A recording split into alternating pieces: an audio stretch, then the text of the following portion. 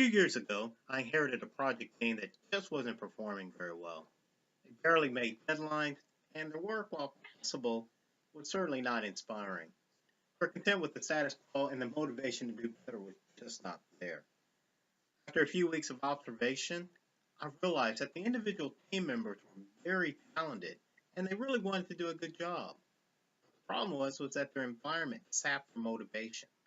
They were basically given an assignment and then told how to do it. They had no knowledge of how the material would be used or even if it was important. A recent employee survey indicated that the team members just weren't happy and they were getting ready to leave the organization. So I started working on creating an environment to address these motivational issues. In this particular case, I changed the way their assignments were given to them. As opposed to just telling them what to do, I provided what the end state needed to be and how the information would be used. I then gave them the latitude to develop how they wanted to go about obtaining the data and creating the reports. After completing their work, they presented their findings to our internal customers. Hmm. After a few months, our internal customers really began to value their work and began seeing them, the original project team, as a strategic arm of the organization. Over time, they actually received larger than normal pay raises and they became pretty sought after for their work and expertise. Overall, a great win for everyone.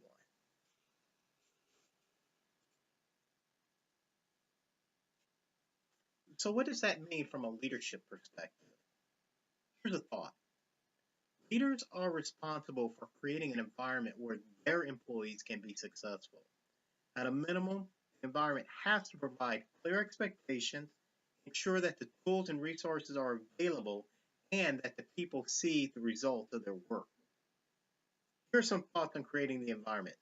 Now, this is not meant to be an all inclusive list, but rather it's a starting point for you to build upon.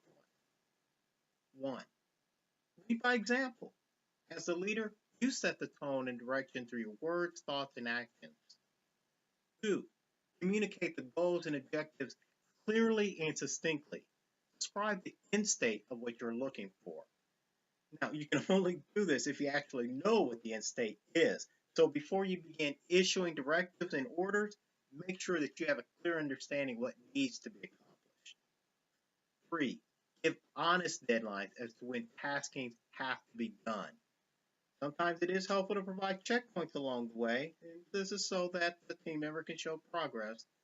But by and large, we just need to be honest in when does the work need to be done and then hold the team members responsible for meeting those deadlines. Four, unless there's a predefined method of how the tasking is to be done, give the team members the latitude to develop their own course of action. In this way, you're allowing them to own their work. Five, give them the tools and resources that they need to do the job. Most people really want to do a good job, and they just don't have the resources to do it, or they just don't know how to obtain it. Quite frankly, that just causes a lot of undue stress for the individual. And that individual becomes frustrated and they'll just try to leave or quit. Six, praise the team member for doing a great job. How? You can provide a gift card for dinner, or you can handwrite them a thank you note, or even tell their significant other, their parent, or manager, let them know what a great job they are doing. Number seven, don't ignore them if they do, excuse me, do not ignore them if they do not do a good job. Assuming that their intentions were good, provide solid feedback on how they can do the job better the next time. Now, if you're not the expert on the job, pair them with an expert who is willing to help them become better. Finally, give them credit for the work that they did. Over time, people will stop doing work if they know they're not going to receive credit. That is just human nature. Okay?